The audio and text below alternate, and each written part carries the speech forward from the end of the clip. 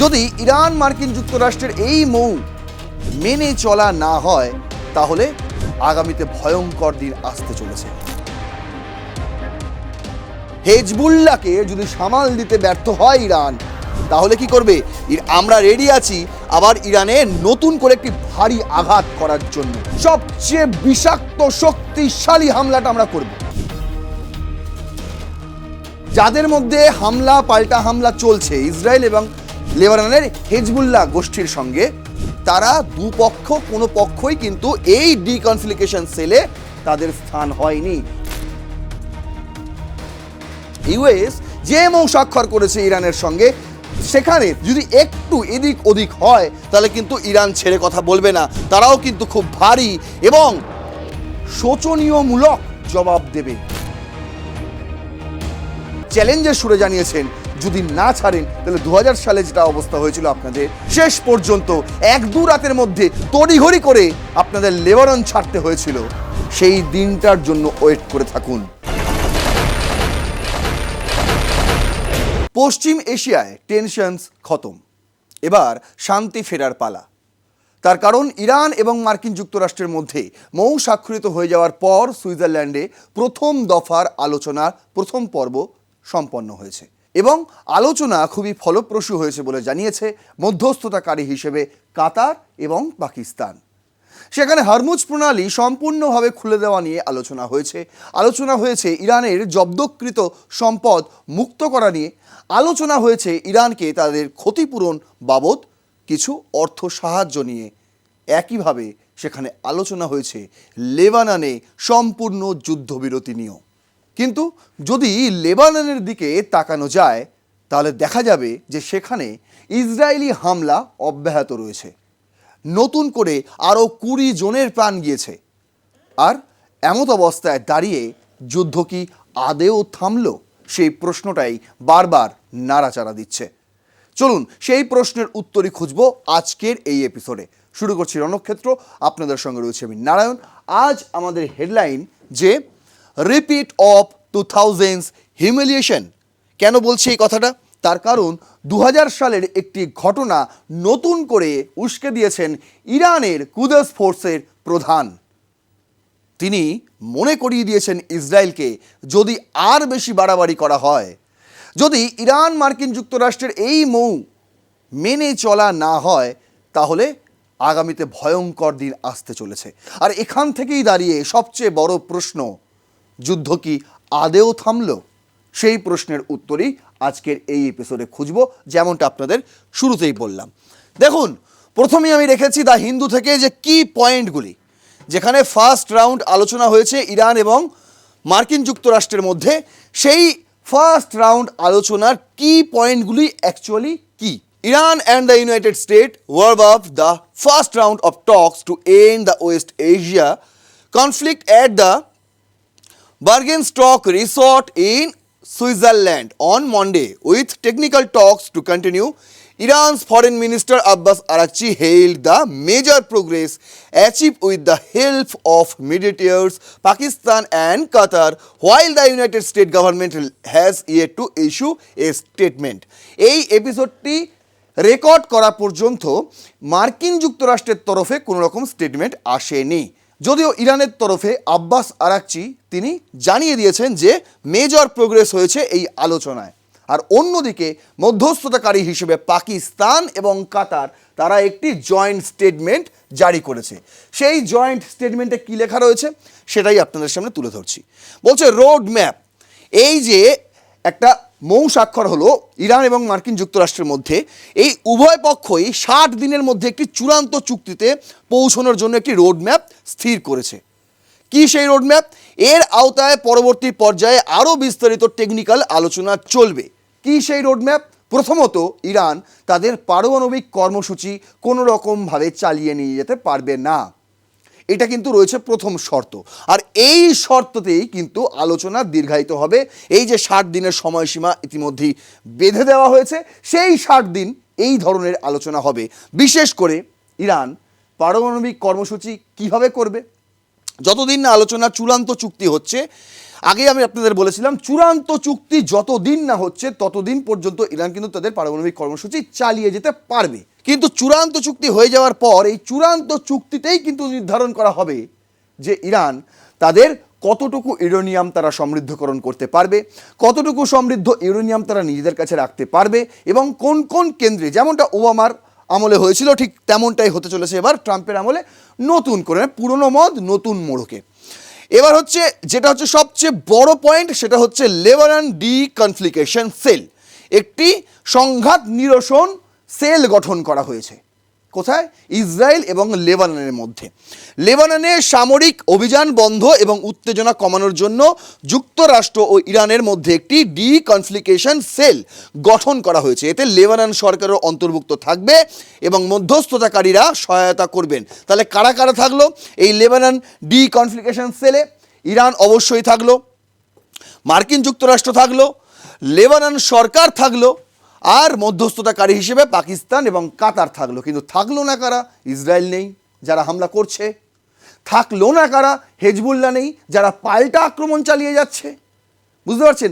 যাদের মধ্যে হামলা পাল্টা হামলা চলছে ইসরায়েল এবং লেবাননের হেজবুল্লাহ গোষ্ঠীর সঙ্গে, তারা দুপক্ষ কোনো পক্ষই কিন্তু এই ডিকনফ্লিকেশন সেলে তাদের স্থান হয়নি।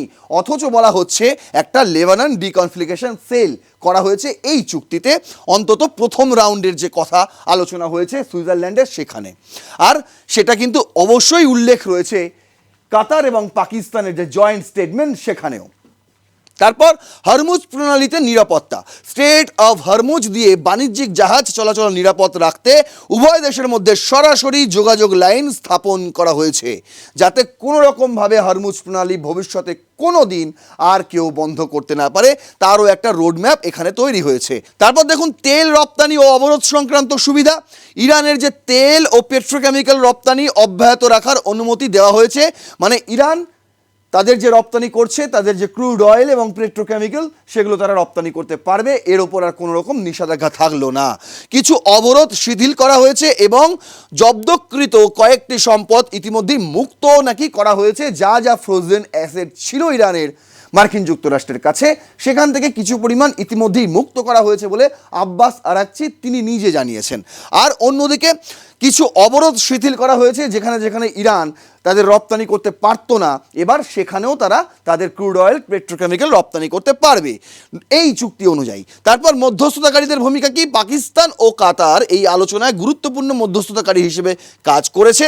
এতদিন শোনা যাচ্ছিল শুধুমাত্র পাকিস্তানের নাম, কিন্তু দেখুন যখন চূড়ান্ত কিছু একটা হলো সেখানে কিন্তু কাতারের নামও উঠে এলো। যদিও এই আলোচনা চলাকালীন কাতারে আবার নতুন করে একটা বিস্ফোরণ হয়েছে, যদিও সেটা অ্যাক্সিডেন্ট বলেই দাবি করছে কাতার সরকার। তারা ভবিষ্যতের আলোচনা অব্যাহত রাখতে সহায়তা করবে কারা? পাকিস্তান এবং কাতার। এই যে 60 দিন আলোচনা হবে, সেই আলোচনাতে সবচেয়ে বড় ভূমিকা যারা পালন করবে সেটা হলো কাতার এবং পাকিস্তান। সৈয়দ আব্বাস আরাকচি এই বৈঠকের পরই একটি টুইট করেছেন, যেখানে তিনি বলেছেন, tireless Pakistani and Qatari mediation has delivered major progress to end Lebanon war. তিনি বলেছেন যে পাকিস্তান এবং কাতারে যে মধ্যস্থতাকারীরা ছিল তারা শেষ পর্যন্ত চেষ্টা করেছে এবং মেজর প্রোগ্রেস এনেছে লেবাননে যুদ্ধ থামানোর জন্য।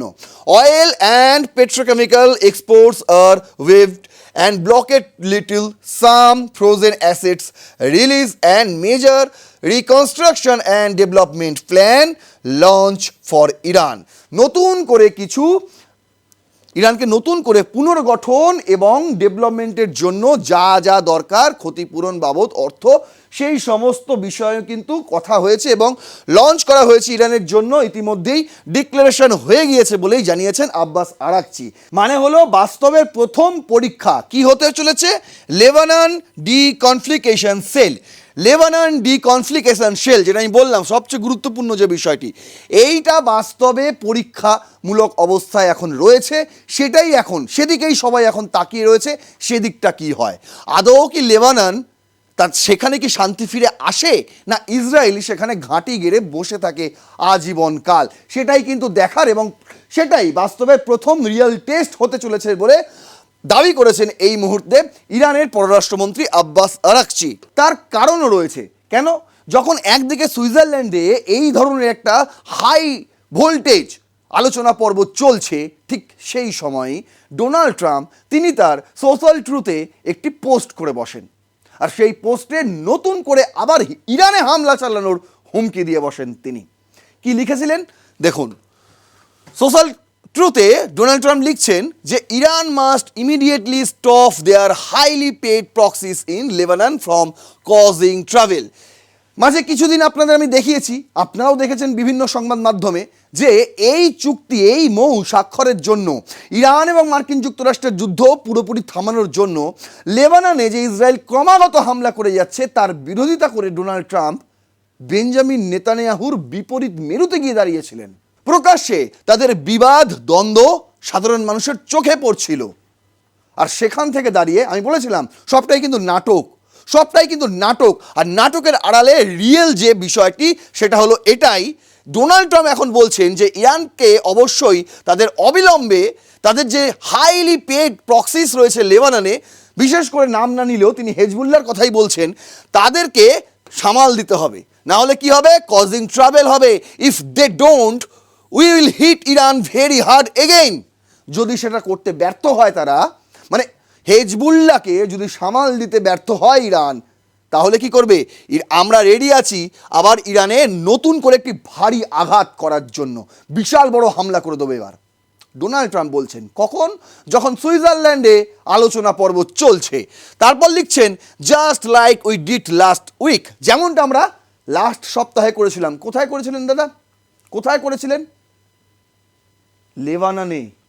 বুঝতে পারছেন, মানে লাস্ট সপ্তাহে লেবাননে ইসরায়েল যে হামলা করছিল একের পর এক, যেটা নিয়ে এতদিন আপনারা দেখছিলেন যে বেঞ্জামিন নেতানিয়াহুকে প্রকাশ্যে গালিগালাজ করছিলেন ডোনাল্ড ট্রাম্প, এখন সেই হামলারই উদাহরণ টেনে নিয়ে এসে ডোনাল্ড ট্রাম্প ইরানকে সাবধান করছেন যে বাবা তোমরা দেখো, হেজবুল্লাহকে একটু দেখো, সামাল দাও, যদি না পারো তাহলে কিন্তু এবার আমরা যেমন লেবাননে ঘটিয়েছি লাস্ট সপ্তাহে, এবার ইরানে ঘটাবো একই জিনিস।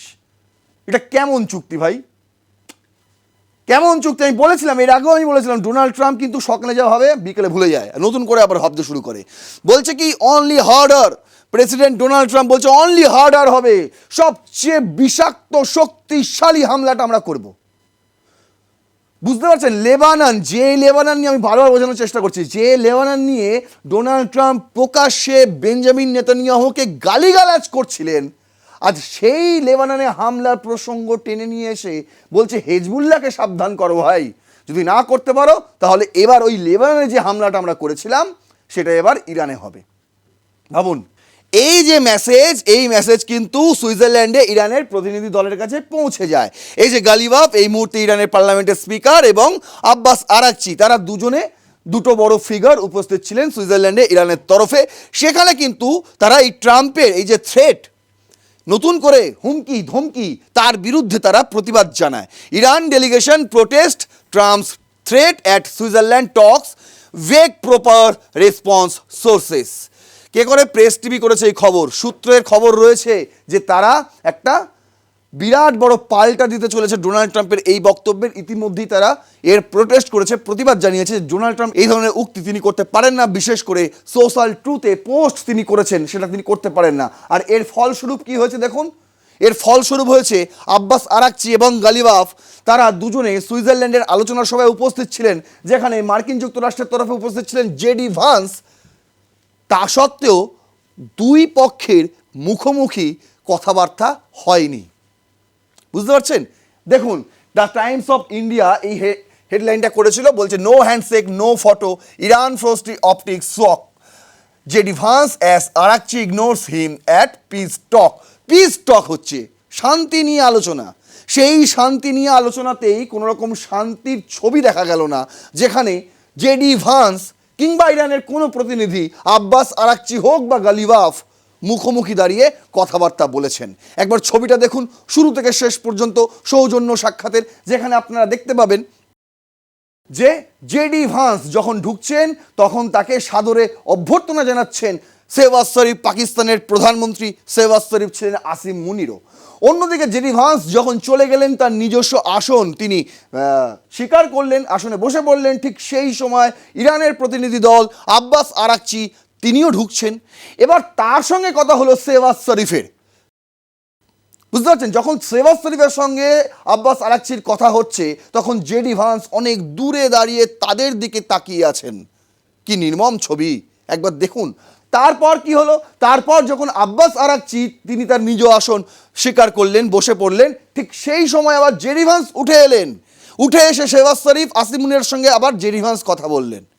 বুঝতে পারলাম শান্তি নিয়ে আলোচনা হচ্ছে, কিন্তু তারা একটা সৌজন্য সাক্ষাৎ করলেন না। প্রতীকী হিসেবে কি উঠে এলো যে একসঙ্গে এক জায়গায় বৈঠক করার পরেও জেডি ভান্সকে তারা এড়িয়ে গেলেন। এটাই হচ্ছে তাদের একটি প্রতীকী প্রতিবাদ ডোনাল্ড ট্রাম্পের এই বক্তব্যের পরিপ্রেক্ষিতে। সূত্রের খবর, জানা যাচ্ছে যে আব্বাস আরাকচি শেহবাজ শরীফকে তিনি বলেছিলেন যে আমরা এই আলোচনায় রাজি তখনই হব, একটা নির্দিষ্ট পয়েন্টে আমরা পৌঁছবো তখনই যখন ইসরায়েল লেবাননে হামলা বন্ধ করে দেবে পুরোপুরি, এবং সেখান থেকে বিশেষ করে দক্ষিণ লেবানন থেকে ইসরায়েল তাদের ট্রুপস তুলে নেবে। শোনা যাচ্ছে এই কথাটাই পরবর্তী ক্ষেত্রে জেডি ভান্সকে হুবহু ইরানের ভাষ্যই পাঠ করে দেন শেহবাজ শরীফ এবং আসিম মুনিররা। আর সেটা শোনার পর জেডি ভান্স কিছুটা ক্ষুব্ধ হয়েছেন, হওয়ারই কথা। তার কারণ তাদের মনে তো রয়েছে যে লেবাননকে শেষ করতে হবে। ইসরায়েল যা করছে লেবাননে ঠিক করছে, ভেবে দেখেছেন? ফুটবল বিশ্বকাপ চলছে, ফুটবল বিশ্বকাপ, আর সেই ফুটবল বিশ্বকাপের আবহে লেবাননে ফুটবলের মতন দেখতে এরকম বোমা ফেলে দিচ্ছে চারিদিকে। বাচ্চা বাচ্চা শিশুরা সেই ফুটবল দেখে খেলতে আসছে, পায়ে লাথি মারছে, আর সেই সময় বিস্ফোরণ হচ্ছে বোমা। ভাবুন, এই কায়দায় এখন লেবাননে হামলা চালাচ্ছে ইসরায়েল, আর সেখানে দাঁড়িয়ে আলোচনা হচ্ছে সুইজারল্যান্ডে। হামলা থামেনি, এবং ইসরায়েলের এই মুহূর্তে ডিফেন্স মিনিস্টার ইসরায়েল কাটজ তিনি স্পষ্ট ভাষায় বলে দিয়েছেন যে আমরা তো ভাই লেবানন ছাড়ছি না, যতই মার্কিন যুক্তরাষ্ট্র ইরান মিলে ডিকনসিলিয়েশন সেল গড়ে তুলুক, আমরা তো সেই সেলে নাম লেখাচ্ছি না। দেখুন, ফুলটন সান করেছিল, বলছে Israeli strike kill at least 20 in Lebanon hours after seize fire. যখন সিজ ফায়ার ঘোষণা হয়ে গেল পুরোপুরিভাবে, তারপরেও হামলা চলেছে, তারপরেও 20 জনের মৃত্যু হয়েছে। কে বলছে এই খবর? Lebanon state news agency NNA said 1 day after a ceasefire with Hezbollah took effect aimed at halting months of escalating violence. দেখুন, ইসরায়েল যে লেবাননে হামলা করছে, হেজবুল্লাহ কিন্তু বসে নেই, হেজবুল্লাহ পাল্টা হামলা করছে। আর সেই পাল্টা হামলা ইতিমধ্যেই শুরু থেকে শেষ পর্যন্ত যদি 28শে ফেব্রুয়ারি থেকে আপনি কাউন্ট করেন, প্রায় তাদের দাবি, হেজবুল্লাহর দাবি যে 100-র ওপর IDF কর্মীকে তারা হত্যা করেছে। এটাও কিন্তু একটা বিশাল বড় লস ইসরায়েলের কাছে, এবং মার্কিন যুক্তরাষ্ট্রে যারা বসে রয়েছে ইসরায়েলের পন্থী, তাদের কাছেও একটা বড় লস। ইরান করছে Israel will not leave Lebanon security zone, curses. কে এই কার্স? ইসরায়েলের ডিফেন্স মিনিস্টার ইসরায়েল কার্স। তিনি বলেছেন যে Israel has no intention of withdrawing from its security zone in southern Lebanon. বলছে সাউথার্ন লেবানন তো আমরা সিকিউরিটি জোন, সেখানে আমাদের ট্রুপ রাখতেই হবে, সেখান থেকে আমরা ট্রুপ তুলতে পারবো না, এটা কখনোই আমরা করতে পারি না। বলছে কি ইসরায়েল হ্যাজ নো ইন্টেনশন, তাদের কোনো রকম মতিগতি এরকম নেই যে আমরা ইতিমধ্যে withdrawing from the before which is an integral part of the security zone in Lebanon and essential for the defense of the Gully settlement and IDF forces. He wrote on X এ তিনি post করে জানিয়েছেন, ইসরায়েলের defence minister Israel Katz তিনি স্পষ্ট ভাষায় জানিয়ে দিয়েছেন যা হচ্ছে মার্কিন যুক্তরাষ্ট্রের সঙ্গে ইরানের হচ্ছে, আমাদের সঙ্গে লেবাননের কিচ্ছু হচ্ছে না। হেজবুল্লাহকে আমরা শেষ করব, যতক্ষণ না হেজবুল্লাহকে শেষ করতে পাচ্ছি ততক্ষণ আমরা লেবাননে হামলা চালাবো, আর লেবাননে হামলা থামবেও না। তার কারণ হচ্ছে হেজবুল্লাহকে যদি তারা শেষও করে দেয়, দেখুন না প্যালেস্তাইনে হামাস আছে, কোথায় হামাস শেষ, কিন্তু দেখুন আবার নতুন করে প্যালেস্তাইনে হামলা চালিয়েছে ইসরায়েল, 2 জনের মৃত্যু হয়েছে। আপডেট খবর দিচ্ছি আপনাদের, ইসরায়েল এই মুহূর্তে প্যালেস্তাইনে হামলা চালিয়েছে, সেখানে অন্তত 2 জনের মৃত্যু হয়েছে, আহত আরও অনেক। তাহলে কোথায়? এ তো তাদের একটা ছুতো যে হেজবুল্লাহকে আমরা নিশ্চিহ্ন করব, যেভাবে প্যালেস্তাইনে এই ছুতো নিয়ে তারা গিয়েছিল যে হামাসকে আমরা নিশ্চিহ্ন করব। হামাস এখন নিশ্চিহ্ন, কিচ্ছু নেই হামাসের গাজাতে এখন এই মুহূর্তে, গাজাও প্রায় ধূলিসাৎ হয়ে গেছে, তারপরেও ইসরায়েলি হামলা কিন্তু চলছে সেখানে। লেবাননও আগামী দিনে তাই হবে, এতে আর বলার অপেক্ষা কিছু থাকে না। কিন্তু দেখুন, ইরান কিন্তু তাদের একটা স্ট্রিক্ট পয়েন্টে তারা এখনও রয়েছে, সেখান থেকে তারা কিন্তু একটু এদিকেও সরেনি, একটু ওদিকেও সরেনি। প্রেস টিভি করছে খবর যে Iran warns of heavy regretful response to any violation of US MOU. US যে মৌ স্বাক্ষর করেছে ইরানের সঙ্গে, সেখানে যদি একটু এদিক ওদিক হয় তাহলে কিন্তু ইরান ছেড়ে কথা বলবে না, তারাও কিন্তু খুব ভারী এবং শোচনীয়মূলক জবাব দেবে এবং প্রতিশোধমূলক জবাব দেবে। কে বলছে? Iran's caretaker's defence minister has warned that the Islamic Republic will deliver a heavy and regretful response to any violations of the recently signed memorandum of understanding with the United States, stressing that Tehran's armed forces have never trusted the treacherous enemy despite the diplomatic breakthrough. Brigadier General Syed Majid Enrol Reza তিনি phone করেছিলেন কাকে? পাকিস্তানের defence minister Khawaja Mohammad আসিফকে। সেই ফোনেই তিনি বলেছিলেন যে the two side discussed bilateral ties, regional developments and the implementations of the landmark agreement that ended US Israeli war of aggression against Iran. সেই ফোন কলেই তিনি খোয়াজা আসিফকে বলেছেন যে যদি কোনো রকম মৌয়ের এদিক ওদিক হয়, কোনো রকম ভায়োলেশন হয়, তাহলে কিন্তু আমরা ছেড়ে কথা বলবো না। তার কারণ তেহরানের যে আর্ম ফোর্স রয়েছে তারা কিন্তু কখনোই তাদের শত্রুপক্ষকে বিশ্বাস করেনি, আজও করবে না। আর অন্যদিকে দেখুন, ডিরেক্ট আইআরজিসির কুদস ফোর্সের চিফ ওয়ান্স করেছে ইসরায়েলকে যে লেবানন ছাড়ো, যদি না ছাড়ো তাহলে কি করা হবে? কিকড আউট করা হবে, লাথি মেরে তাড়ানো হবে। একদম পরিষ্কার বাংলায় এটাই অর্থ দাঁড়ায় যে লিভ সাউদার্ন লেবানন, দক্ষিণ লেবানন ছেড়ে চলে যান, অর বি কিকড আউট। যদি না ছাড়েন তাহলে লাথি মেরে তাড়ানো হবে। কে বলছে কথা? Brigadier general Ismail Qaani posted on warning on social media on Sunday addressing the Zionist aggressor and the terrorist soldiers. এটা প্রেস টিভি ছেপেছে, সেই জন্য এরকম লিখেছে যে আইডিএফকে তারা মূলত ধমকি দিয়ে তারা একদম চ্যালেঞ্জের সুরে বলছে যে if you do not withdraw from southern Lebanon on your own feet, the epic of the year 2000s will be repeated once again. The same year you fled this land in disgrace, Khani wrote, referring the regime force withdrawal from southern Lebanon 26 years ago. মনে করে দিয়েছে সেই 2000 সালের কথা। আমি শুরুতেই আপনাদের বললাম না, সেটাই হচ্ছে এই বক্তব্য, যেখানে ইসমাইল খানি সরাসরি বলছেন এই ছবিটাকে মনে করিয়ে দিয়ে যে দেখুন এই ছবিটা হচ্ছে 21শে জুনের ছবি। 21শে জুনের ছবি, একজন আইডিএফ কর্মী তার মৃত্যু হয় এবং তার মৃতদেহ নিয়ে চলে যাওয়া হচ্ছে। এটা প্যালেস্তাইনের ছবি। প্যালেস্তাইনে এই ছবি উঠে এসছে, যেখান থেকে দেখা যাচ্ছে লেবাননে মৃত্যু হয়েছে আইডিএফ কর্মীর। এরকম নাকি 100 জনের মৃত্যু হয়েছে। IRGC commander chided recent battlefield loser, writing that in less than 4 days you have suffered hundreds casualties. বলছে কি মাত্র 4 দিনেই নাকি 100 জনের মৃত্যু হয়েছে আইডিএফ কর্মীর। কার বক্তব্য? এটা হচ্ছে ব্রিগেডিয়ার জেনারেল ইসমাইল খানির বক্তব্য। ইনি বলছেন যদি এখনও সময় আছে, যদি আপনারা নিজ পায়ে হেঁটে লেবানন না ত্যাগ করেন, তাহলে 2000 সালের মতন অবস্থা হবে। এই যে 26 বছর আগে যেটা হয়েছিল, আপনাদের একের পর এক আইডিএফ কর্মী গুম হয়ে যাচ্ছিল, মৃত্যু হচ্ছিল। টানা 18 বছর ধরে লেবাননে তাদের আইডিএফ কর্মী ট্রুপ মোতায়েন করে রেখে দিয়েছিল। শিওরে নির্বাচন ছিল। সাধারণ মানুষ এখনও যেমন ইসরায়েলের সাধারণ মানুষ চাইছে না লেবাননের সঙ্গে যুদ্ধ, এখনও কিন্তু বেঞ্জামিন নেতানিয়াহুর শিওরে নির্বাচন রয়েছে। আর সাধারণ মানুষ চাইছে লেবাননকে মুক্ত করে দিতে, কিন্তু ইসরায়েলের কেউ চাইছে না, বিশেষ করে বেঞ্জামিন নেতানিয়াহু এবং ইসরায়েল কার্স ডিফেন্স মিনিস্টার এবং প্রধানমন্ত্রী, তারা চাইছে না। তাদের জন্যই আজকে এই অবস্থা। আর সেখান থেকে দাঁড়িয়ে আইআরজিসির কোর্স ফোর্সের চিফ ইসমাইল খানি তিনি চ্যালেঞ্জের সুরে জানিয়েছেন যদি না ছাড়েন তাহলে 2000 সালে যেটা অবস্থা হয়েছিল আপনাদের, যে একের পর এক কর্মী গুম হয়ে যাচ্ছিল, তাদের হত্যা হয়ে যাচ্ছিল, শেষ পর্যন্ত 1-2 রাতের মধ্যে তড়িঘড়ি করে আপনাদের লেবানন ছাড়তে হয়েছিল, সেই দিনটার জন্য ওয়েট করে থাকুন।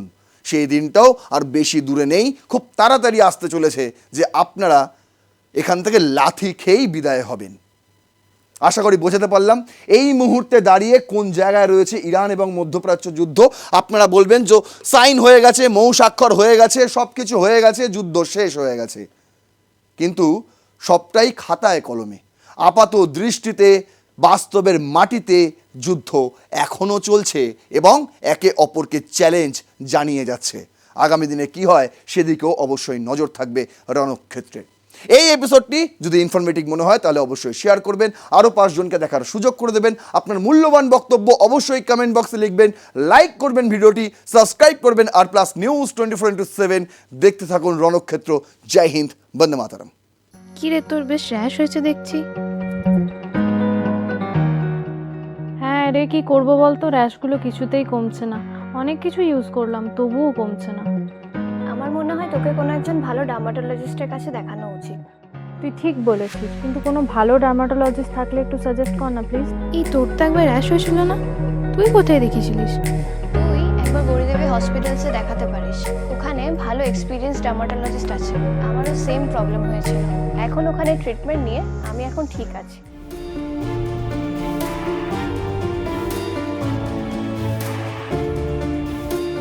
গৌরী দেবী হসপিটাল, রাজবাঁধ, দুর্গাপুর। যোগাযোগ 8001003333, 8001113333।